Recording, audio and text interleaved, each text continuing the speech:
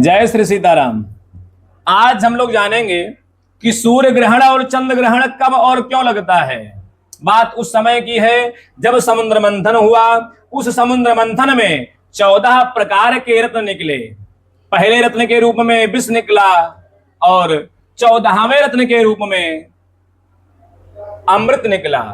जैसे ही अमृत के कलश का प्रादुर्भाव हुआ, दैत्य लोग अमृत का कलश लेकर के भाग गए।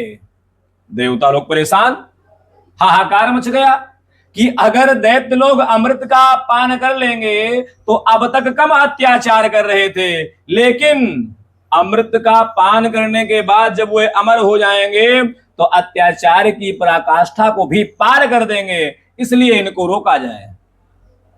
सभी ने मिलकर के भगवान नारायण की स्तुति किया। भगवान नारायण प्रसन्न हुए। भगवान विष्णु मोहिनी का अवतार लेकर के दैत्यों के सन्मुख आ गए। जिस जगह पर दैत्य लोग आपस में लड़ रहे थे कि अहम पूर्वम तम ना इति प्रभु, पहले मैं पीऊंगा, पहले मैं पीऊंगा, पहले मैं पीऊंगा, ऐसा कह करके जिस जगह पर लड़ रहे थे ठीक उसी जगह पर भगवान मोहिनी भी आ गए। जैसे ही भगवान मोहिनी को इन लोगों ने देखा, मोहित हो गए, उनके पास गए, पूछा देवी तुम कौन हो। भगवान मोहिनी ने बताया कि मैं पुष्यली स्त्री हूं। भगवान मोहिनी ने पूछा कि तुम लोग आपस में क्यों लड़ रहे हो। तब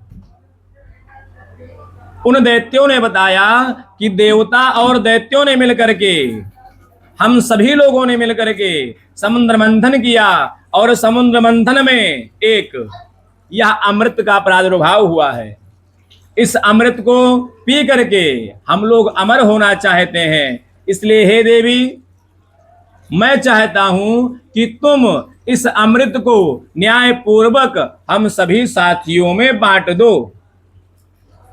भगवान मोहिनी ने कहा कि देखो देवताओं, अगर तुम ये चाहते हो कि मैं यह अमृत न्याय पूर्वक बांटूं, तो अगर न्याय की बात कर रहे हो तो इस अमृत में हिस्सा देवताओं का भी है, इसलिए देवताओं को भी बुलाओ। एक पंक्ति में तुम बैठ जाओ, दूसरे में देवताओं को बैठा दो। मैं अमृत का न्याय पूर्वक बंटवारा कर दूंगी। देवताओं को भी बुलाया गया, एक पंक्ति में बैठाया गया, दैत्य लोग भी एक पंक्ति में बैठ गए। भगवान विष्णु ने उस अमृत को बांटना प्रारंभ कर दिया। देवताओं के पंक्ति से प्रारंभ किया। देवताओं के पंक्ति के अंत में सूर्य और चंद्रमा के मध्य में एक सुरभानु नाम का दैत्य बैठ गया। जब भगवान उसके पास पहुंचे तो देख रहे हैं कि यह दैत्य है। अगर मैं इसे पिलाऊंगा तो ये अमर हो जाएगा, परंतु अगर मैं इसे नहीं पिलाऊंगा तो पंक्ति का भेद हो जाएगा। शास्त्रों में बताया गया है कि पंक्ति भेद से बड़ा कोई अपराध नहीं है। इसलिए भगवान ने उस स्वरभानु नाम के दैत्य को अमृत पिलाना उचित समझा। भगवान ने उस दैत्य को अमृत पान कराया। उसी समय सूर्य और चंद्रमा ने भगवान से बताया कि हे प्रभु, यह कोई देवता नहीं दैत्य है, इसलिए इसे मार दीजिए आप।